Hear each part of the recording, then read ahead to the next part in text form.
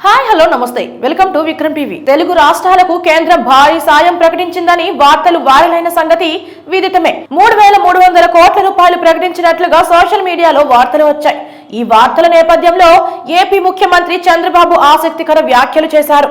తెలుగు రాష్ట్రాలకు కేంద్రం భారీ సాయం ప్రకటించిందని వార్తలు వైరల్ సంగతి విదితమే. 3,300 కోట్ల రూపాయలు ప్రకటించినట్లుగా సోషల్ మీడియాలో వార్తలు వచ్చాయి. ఈ వార్తల నేపథ్యంలో ఏపీ ముఖ్యమంత్రి చంద్రబాబు ఆసక్తికర వ్యాఖ్యలు చేశారు. కేంద్రం సాయంపై తమకు ఇంకా సమాచారం ఏమీ రాలేదని వెల్లడించారు.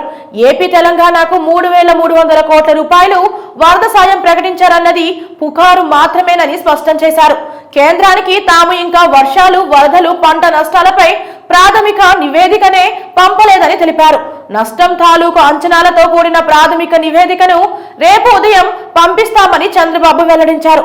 గతంలో ఎన్నడూ లేనంతగా 11.90 లక్షల క్యూసెక్కుల వరద వచ్చిందని, 28 మంది చనిపోయారని వివరించారు.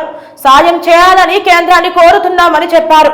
సిఎస్ఆర్ కింద సాయం చేయాలని అందరినీ కోరుతున్నామని చెప్పారు.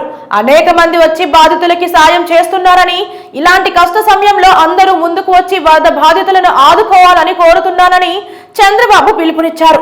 ఇల్లు కోల్పోయిన వారికి ఎంత సాయం చేయగలమో ఆలోచిస్తున్నామని తెలిపారు. బాధితులకు సాయంపై కేంద్రంతోనూ బ్యాంకర్లతోనూ సంప్రదింపులు జరుపుతున్నామని వివరించారు. బీమా పాలసీలు ఉన్నవారిని త్వరగా ఆదుకోవాలని కోరుతున్నామని చెప్పారు. ఇక ఈ రోజు వినాయక చవితి పూజను విజయవాడ కలెక్టరేట్ లోనే జరుపుతున్నట్లు చంద్రబాబు వెల్లడించారు. వినాయక పూజ చేసుకుంటూనే సహాయక చర్యలు కొనసాగిస్తామని అన్నారు.